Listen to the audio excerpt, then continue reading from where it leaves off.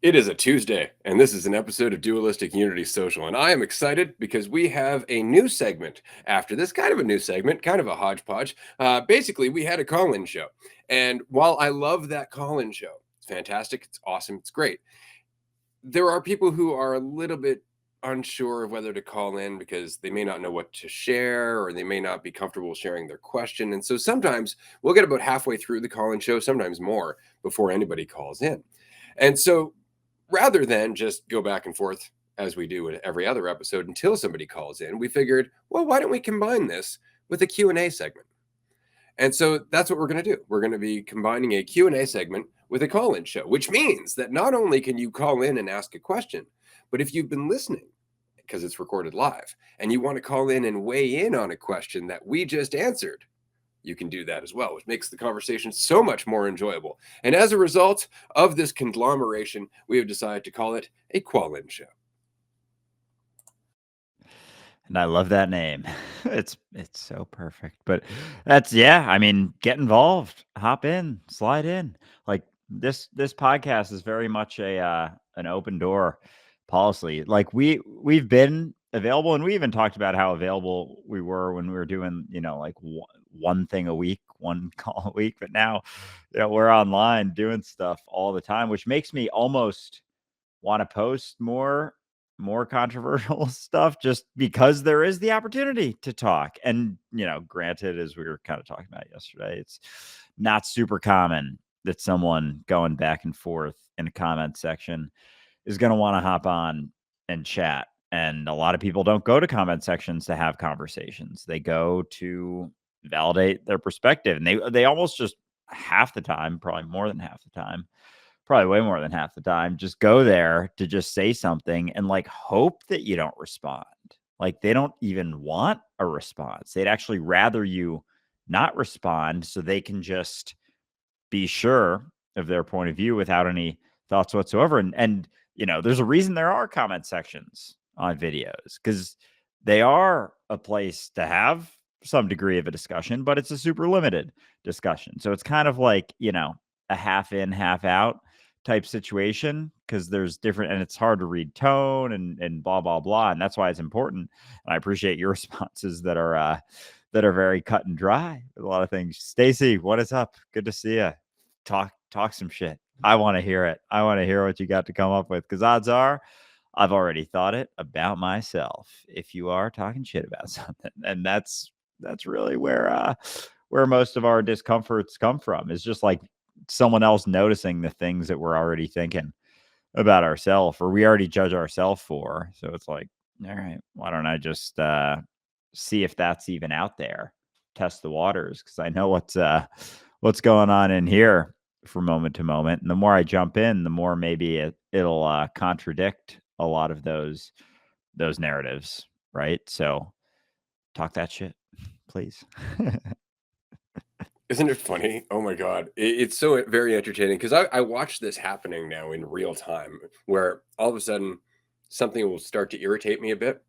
And I'll look at the person that's perhaps irritating me and I'll go, fuck. And then I'll think to myself, right, hold up before I indulge in that too much because it feels good to judge. Wait, can I see myself in that position? Have I been in that position? Am I willing to admit I've been in that position or very similar to that position in terms of their mentality, of what they're doing? Perhaps they're talking quote unquote too much or quote unquote too little, right? And you're like, Jesus, why isn't this person talking more? Jesus, why does this person keep talking? You have had those moments.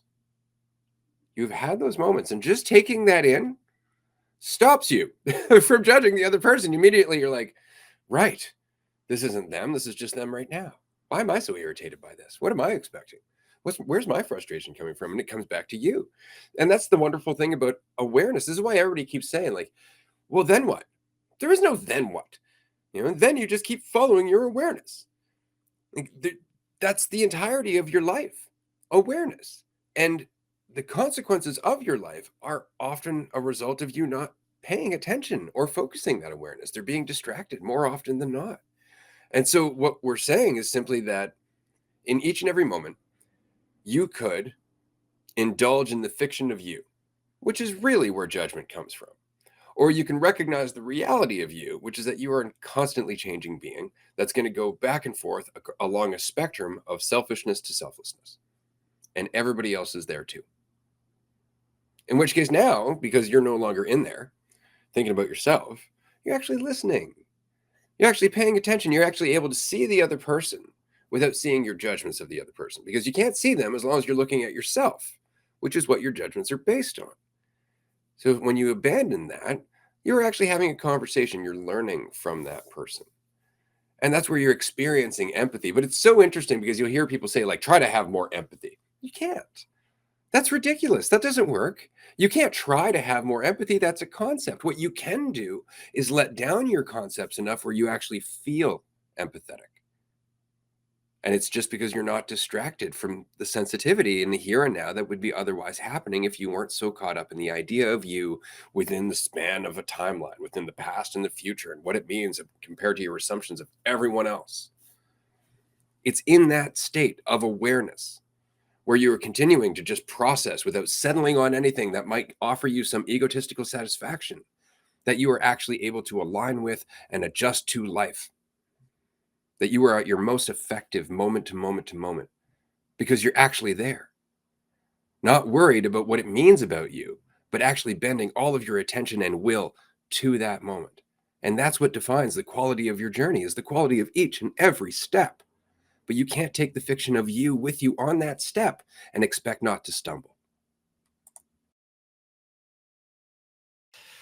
Ooh, well said. Yeah, and, it's interesting how even with something like empathy, we have the phrase empath, like, that we've been able to turn empathy, something that is what's always there when you're not so caught up in yourself in your head, into an identification. I'm a very empathetic person.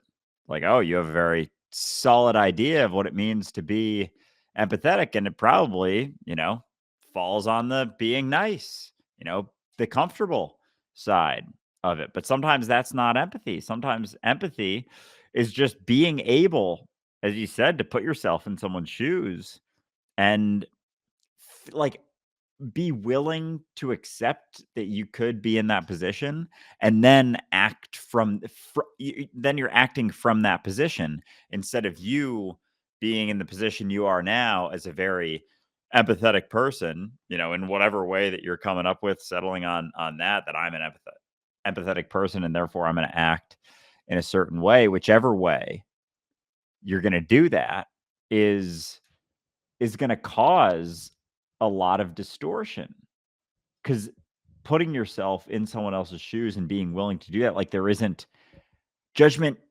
doesn't exist in the same way. Like, it is just discernment, but it's not a difference. But as long as you're not willing to see that, oh, I could do, yeah, that's in there. I've been there. I've done something along those lines. If you're not willing to do that, then there's going to be some degree of judgment and then acting based on that.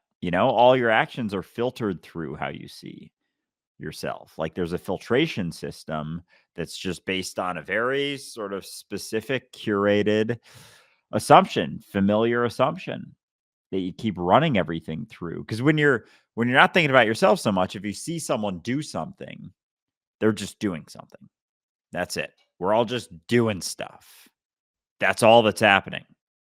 Things happening. There isn't a good, a bad. It's like based on, that discernment and that attention and that sensitivity and that fucking awareness, like, things have a way of making sense or not making as much sense. But it's not, you don't have to see something and then be like, okay, how do I filter this through myself? How would I, what do, like, it's almost like you see someone do something and then you think about how it impacts you or what it is relative to you. And I had a fucking point about that. Now it's like running away, but seeing someone and then filtering through, your sense of self. It's like you think about yourself and then you make the judgment. You see what's happening, think about yourself, and then make the judgment. I think that's kind of more or less where I was going with it, as opposed to just seeing it and it not having the filtration through me and back out. It's just there. It just stays there. It doesn't,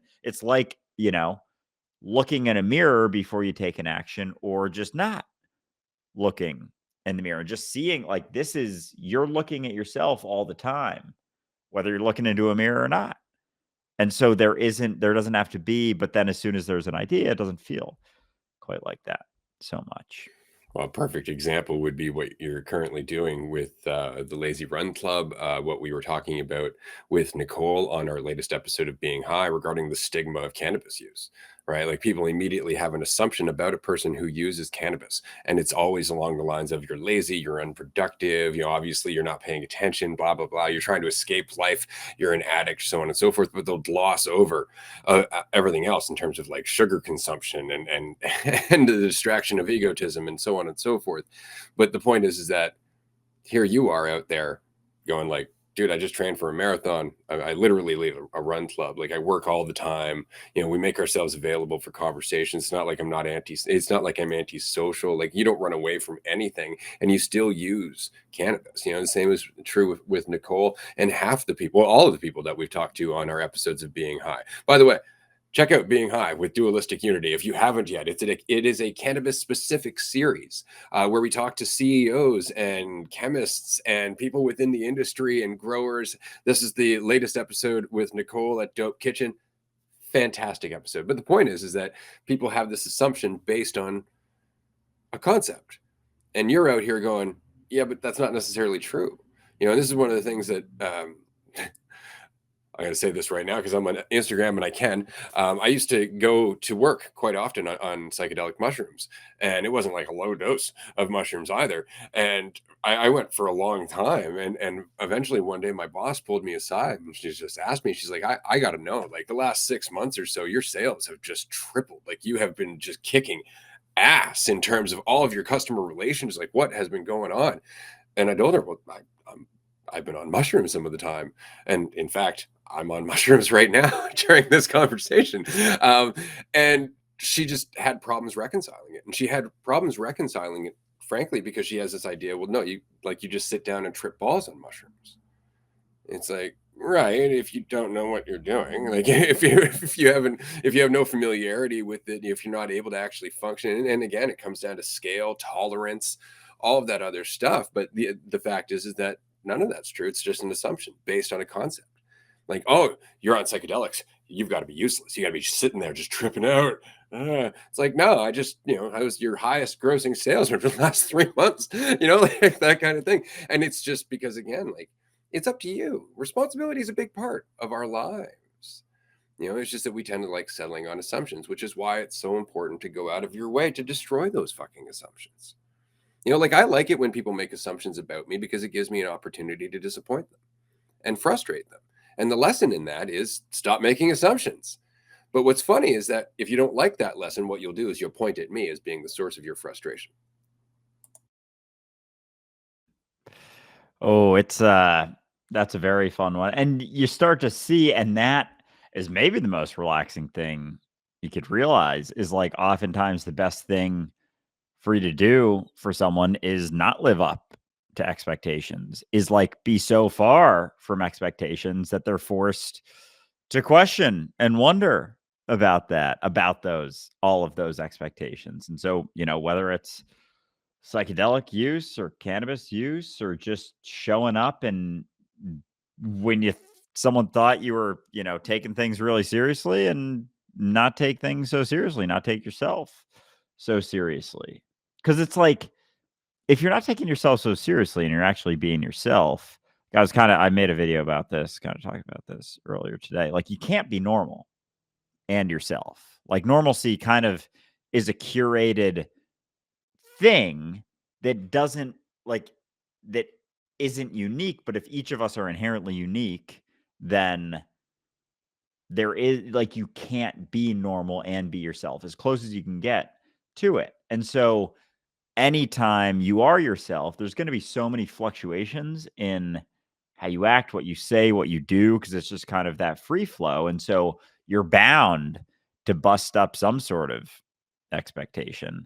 The more variation there is in you and allowing for that variation. And that's really all being yourself comes down to, and I say all that it comes down to, is if it's something like, oh yeah, that's it, being yourself, just a lot of fluctuations. That's all. Just fluctuations in yourself and how you act and how you talk and how you interact and the ups and the downs, the ways that you can do things. And it's just simple, just some fluctuations here and there that are very very well measured, and they happen at 6 p.m. and 6 a.m. every single day. And no, it's all over the place. It is the lack of structure, the lack of control is you being yourself. And so there's not even a normal, you know, day you can spend or try and maintain if you're like actually being yourself. There's so much there, like so much potential fluctuation and feelings. And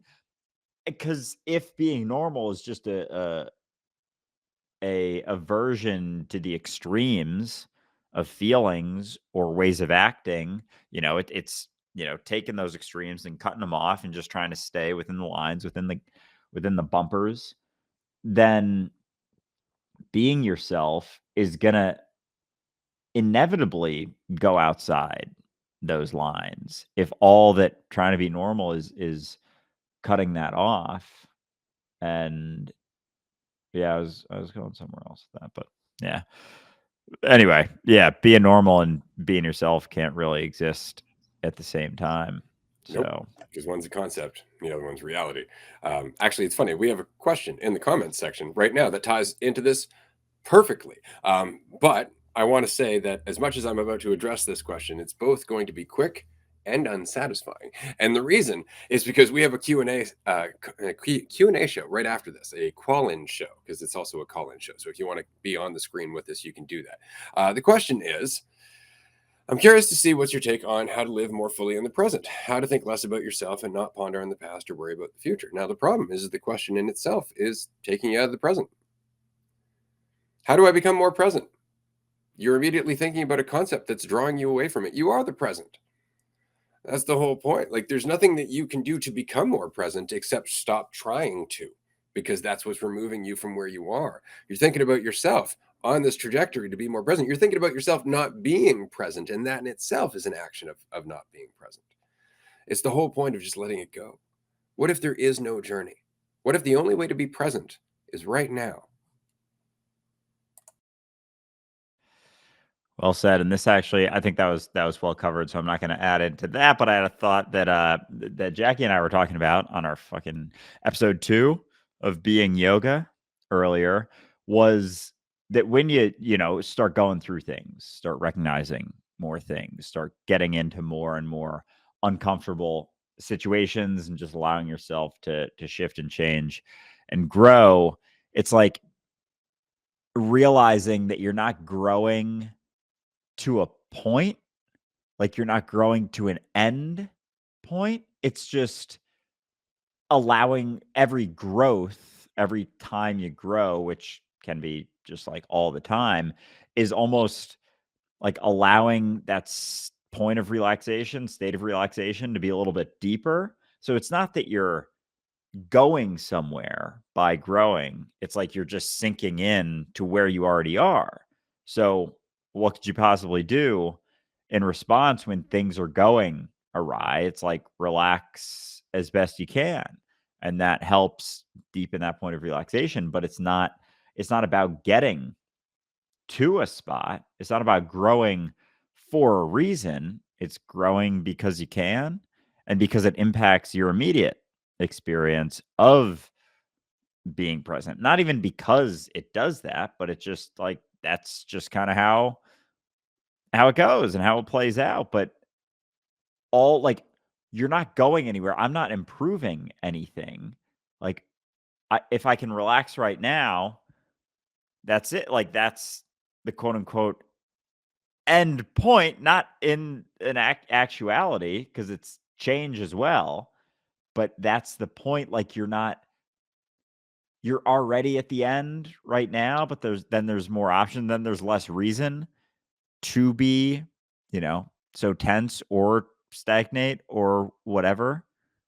There's less of a reason, but it's not from, how do I be more present? How do I get to that point that I'm assuming that I'm not in right now, because as soon as it's me relaxing even, or me being present, or me doing whatever, it's kinda getting in the way of a good bit of that.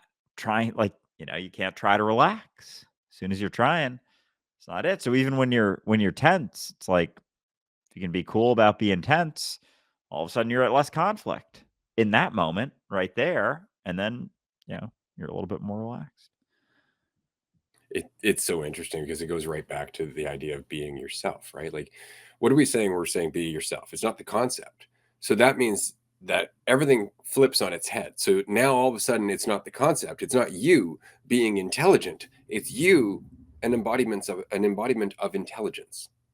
You are intelligence. It's not that you're intelligent.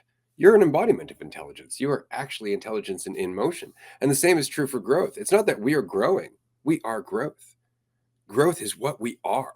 And it's when we stop thinking about it, that's when we embody it the most. It's when we stop measuring how much we're growing that we're actually paying attention enough to grow at our most effective rate. And it's because we are growth in motion until we think about it and identify.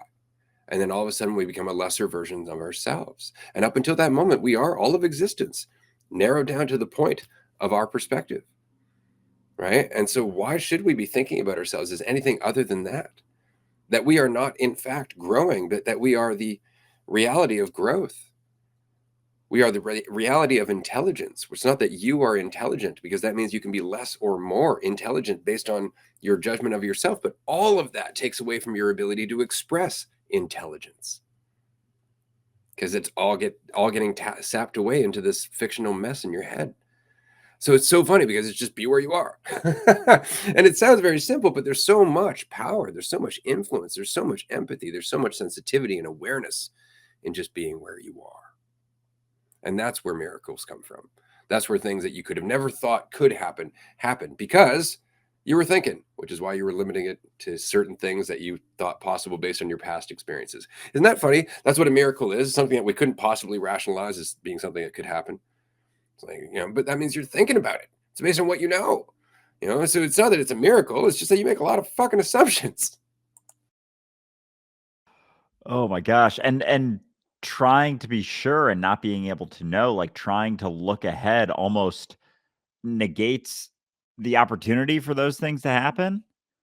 Because 'cause I've been going back and forth, just realizing, and it's so funny, like, how much I used to hold on to, where in the year, where in the day, what time it is, what day of the week it is. And obviously, we have a job that is a little bit more in flux, but also not really, with days of the week and whatnot. Like, we very much have to maintain a day of the week. As I'm saying, I'm like, no, yeah, we definitely do. I think it's just for me that I don't constantly look forward to, like, the weekend necessarily, because every day is different for us. Like, I look forward to Monday as much as I look forward to, Friday or Saturday, because that's what we're doing. Like, every day is kind of a variation of just, like, editing stuff, talking, whatever. It's all just in flux. So there isn't one that they're all just very different, and so it's interesting, just because I don't hold on to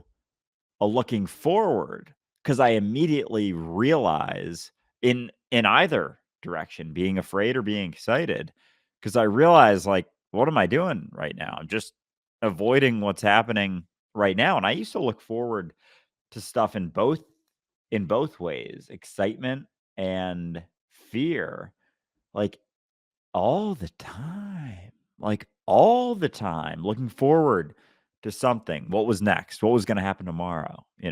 Plan for tomorrow, talk about what's happening tomorrow. Oh, so excited for that thing tomorrow. Oh, what's next? Where are we going? Where are we going next? What's happening next? Or like, oh gosh, if that plays out, I hope that doesn't happen tomorrow. I hope that doesn't go that way in a week. And so, like, stuff like that'll still come up for sure, but it's almost like I'm quicker to catch it, and it's not a constant thing, because it was just, like, sort of a constant back and forth of looking forward in excitement or fear. But it was very much not being here, getting somewhere, doing something to get, yourself somewhere. So the thing that you're doing is always for the next thing, and ultimately to, improve yourself. Keep grabbing on to the next fucking rung of the ladder, despite no one having any idea if it ends, where it ends, just what you do. Just grab on to the next rung. It's like, oh, I know how to. You're having a tough time getting to the next rung. I can help you. Just for this low cost of 200 bucks a month for the next year, I'll sell you something that'll get you there, whether it's fitness, health, mentality, anything. Could be anything. And that's just where, like, our whole fucking economy is based on getting me somewhere else and how well it can get me somewhere else, or how quickly it can get me somewhere else other than where I am right now. And how quickly you can do that is, how much someone's willing to pay for that shift. But then we just bounce around, because as soon as, you get to one point, it's like it causes conflict with something else. And then you got to do something else to rein it back. And then it's just bing bong, boom bomb, ping pong all over the place your whole life, and just up and down, up and down, up and down, up and down. And I haven't found, like, even just the variation, like I experience a lot more variation in emotions, but at the same time, like, more rapidly, like more frequently. Whereas I think when I was younger, it was more prolonged. Like, oh, I was sad all day. It's like, Jesus fucking Christ! Like, you're really telling yourself a story and over and over and over and over, and it's like that is incredibly detrimental to your experience right now. And so I guess there's just more sensitivity with that. Yeah, that's interesting comment here. I feel like a lot of these ideas make a lot of rational sense to me, but my body or my inner sensation struggles more to internalize it. Think of it more like synaptic pruning. I really enjoy that image of synaptic pruning. Seeing over your lifetime, you have actually formed synapses. You've formed ways of thinking, ways of being, ways of acting, ways of perceiving, and so your synapses have all formed accordingly, and they've strengthened every time you have reinforced any of those actions or any of those thoughts or any of those perceptions. That's how synapses work. They form a bond, and then the more you use that pathway, the stronger that bond becomes. Over time, though, as you start to think differently, those bonds actually sever. If you stop using a skill, the synaptic connection will actually sever over time because you've stopped using it. So the brain starts to rewire itself to be the way that you're currently thinking, but it takes time. You have a lifetime of synaptic structuring that you are trying to turn around, that you are trying to rewire. And it takes time. It's not that, oh, it's stored in my body. No, it's stored in all of you. I mean, it is you. It is the entirety of your entire lifetime that's been programmed in there. And it just takes some time to unravel it. That's really all it is. And the point is, though, what do you need to do? Recognize. Just recognition. One after another. Just like, right, getting caught in it again. Right, getting caught in it again. Right, I'm getting caught in it again. And you keep doing that without judgment, because that's just getting caught in it again. And eventually, you just stop getting caught in it, right? Or when you do get caught in it, it's a rare event. So you really feel it. Like you really feel it because you spend the rest of your time just kind of drifting through your life, enjoying yourself. And all of a sudden you're taking shit seriously and you've been triggered by something. You're like, holy Christ. But most of the time we're so tense that we don't even feel those triggers because we're always reacting to 10 other triggers at the same time. And so we have no sensitivity whatsoever to what we're being triggered by or what's being, knocked around inside of us or what we're defending because we're just always in this fight or flight. We're always in reaction. Right. And so keep going. Just know that every time you catch yourself taking yourself seriously, you have just formed a new pathway to catch yourself taking yourself seriously. And you've managed to unravel the pathways that took you seriously, even just a little bit. And that's all you're doing is going through that process. Just keep going through that process. It's funny, going back to what you were saying, though, Andrew, I was just watching a skit by Jerry Seinfeld. And he was saying something that was very similar that you got to get out. Like we try and get out. We motivate ourselves to get out, to get around people, to do stuff, to get these projects done, to go to dinner, meet the family, whatever it might be. And then it's only a matter of time before we gotta get so before we have the thought, "Well, I gotta get back," right? And so we have this entire lifetime where we're trying to get 2 places and then back to where we came from. And so we go to planes, we go into hotel rooms, we go traveling, we go to work, we get on the subway, we do all that, all to get somewhere else, and then to get somewhere else, to get somewhere else. And he made the point, he's like, "We don't like anything.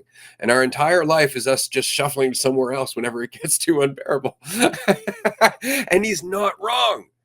That's the thing. He's not wrong. And what's so funny is that, of course, Jerry Seinfeld is a lifetime practitioner of transcendental meditation, right? So he's very well aware of how hard it is to sit still. And that's why it's so funny, because when you see it, when you see the absurdity of it, it's damn funny, which is why I really respect comedians for what they do a lot of the time, because it comes from a place of awareness, and that comes from introspection, from self honesty, being able to look at your self judgments and laugh them off, or at least laugh at them if you can. Right. So, yeah, it was a good skit. I definitely recommend checking it out. I haven't seen the whole thing. It was on TikTok. Yay for the algorithm.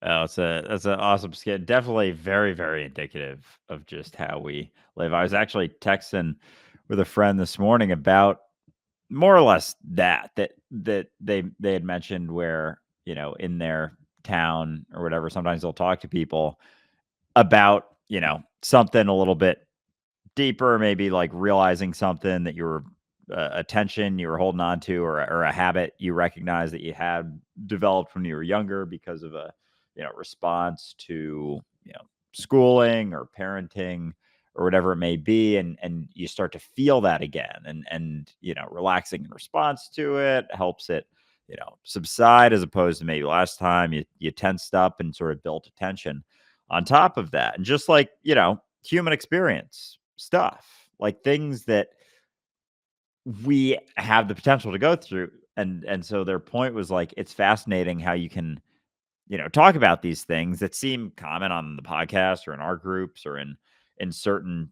areas, and you almost get used to that. And then you'll talk to someone who, like, they'll have a blank look in their eyes because they live their entire life in avoidance of that discomfort.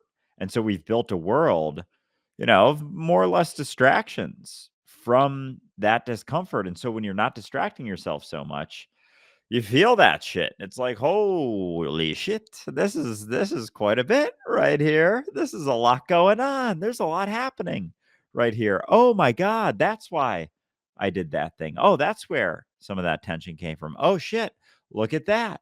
But you got to be willing to not distract yourself to see it. And it's like you put on four sunglasses, just layer upon layer upon layer upon layer, and we're almost taught to just add to that. Oh, there's a little crack, just put a different one on. Oh, there's a little crack that might get all the way, has the potential to get all the way to the core of you. Oh, just put a bigger one on.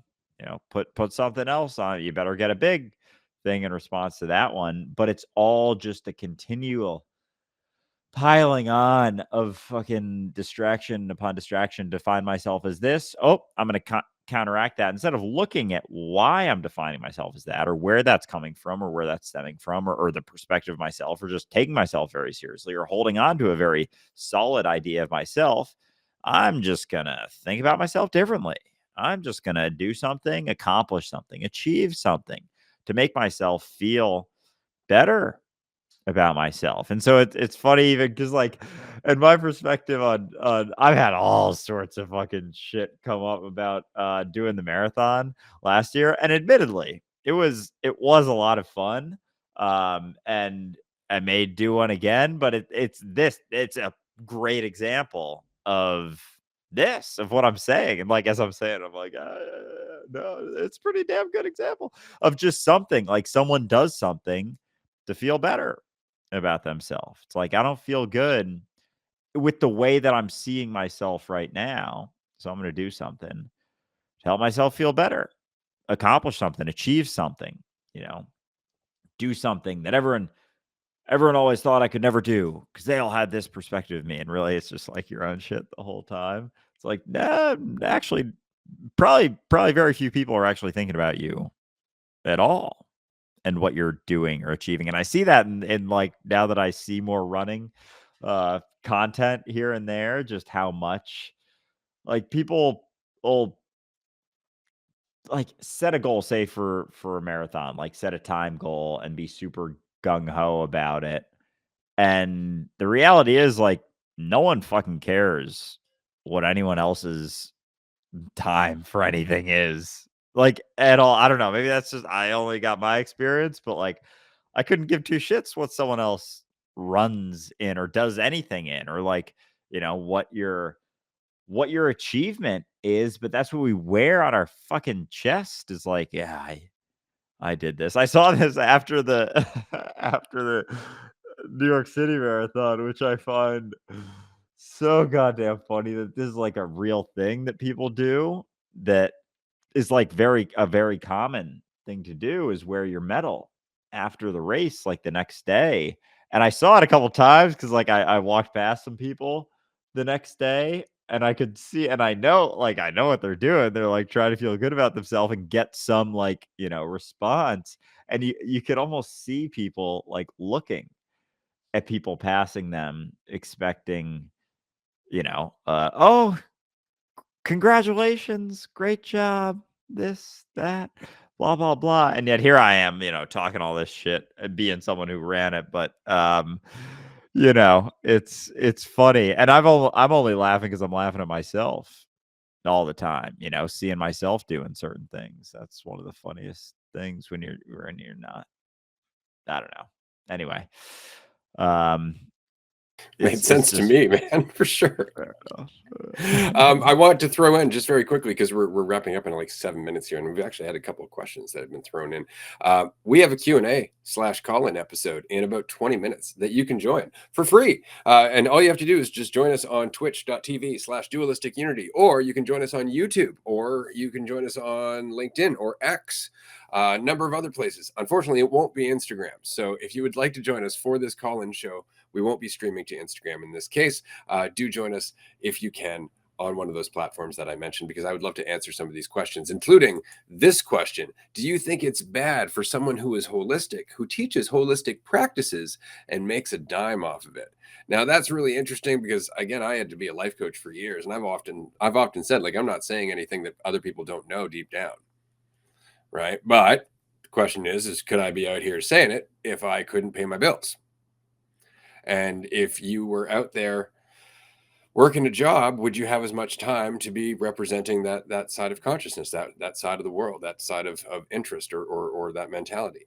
No. So I would say that there's a balance, in my opinion. I think it's are you making enough to live, or are you making enough to feel like you're a master of the universe? Are you trying to have the latest car? Are you trying to look like a success? Is it egotism? In which case, it's not holistic.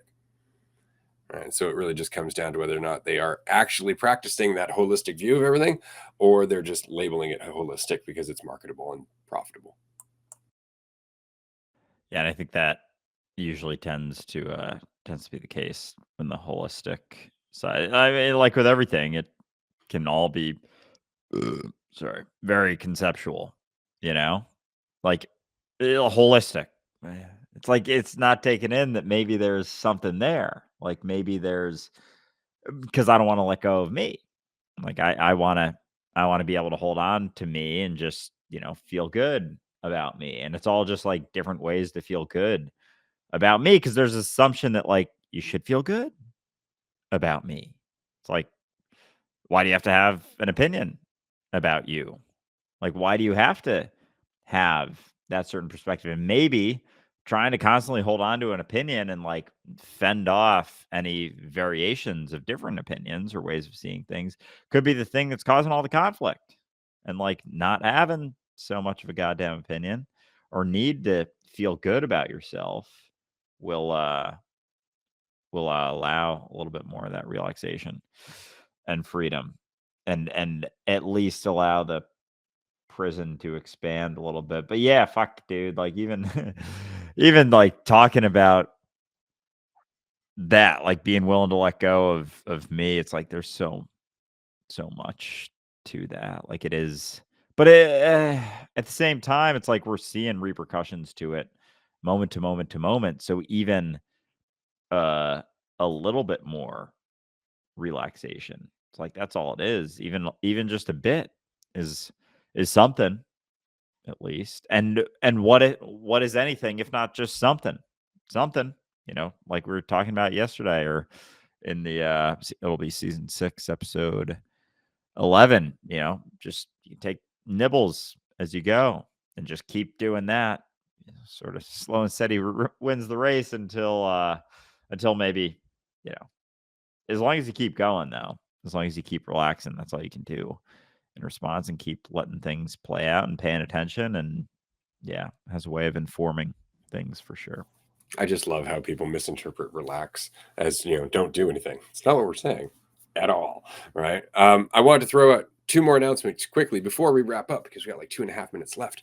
The first is that we have episode 2 of High and Empowered being aired tomorrow at noon Eastern time at twitch.tv/dualistic unity or our YouTube channel. All of the channels I mentioned earlier. Check this out. It's hosted by Oren. Oren is a part of our team, Oren Allen. He's just a wealth of knowledge and enthusiasm. He's a wave that you just can't miss. If you really can catch this episode, it's going to be a lot of fun. Amanda and Jackie will be joining Oren and Julia for tomorrow's episode, so definitely check that out. The last and most important, in my opinion, okay, second last actually. So we'll get to the most important next. We have an event coming up February 1st. We have a mini retreat. I'm going to be in the US again, in Virginia, on the beach, chilling out, getting high, rolling joints. If you'd like to join us, check out the details at dualisticunity.com. I know we have 1.5 minutes left. And so here's the last announcement. We have our own GPT. Dualistic Unity has its own custom-made programmed GPT to use the insights from the first 4 seasons of the podcast to answer your questions. We've been working very hard on this. It's super useful. The answers are fucking amazing. So if you are going through shit in your life and you just want to go back and forth with thoughts and insights that you would normally hear on the podcast, check out the Dualistic Unity Life Troubleshooter. It is available to anybody with a Chat GPT Plus account. If you don't have Chat GPT Plus account or a Chat GPT Plus account, I should slow down, then do consider getting one because it's useful. And if you're currently paying a therapist to go in and talk to them for like several hours a week, then this thing is a worthwhile expenditure because it will definitely help you simplify what you want to talk to your therapist about. Yeah, absolutely. It's really cool, and we've actually used it when a little bit in the Discord yesterday. So there's been test runs, and I think I've said it before, but we could just create an account, a social media account that does strictly Q&As and I was going to put get it up to bat answers. today. Fuck yeah. All See what right. happens in the Q&A. For sure, it'd be your answer, my answer, and then we'll ask Eon, that's the name of the AI. Anyway, we're going to wrap up here. Thank you everyone for joining us. Do remember to come back in 15 minutes and ask us questions. Call in, join us on an episode, help us form this episode because that's what this is all about. You being an expression of intelligence because we are all in this together. Amen. Bye everyone.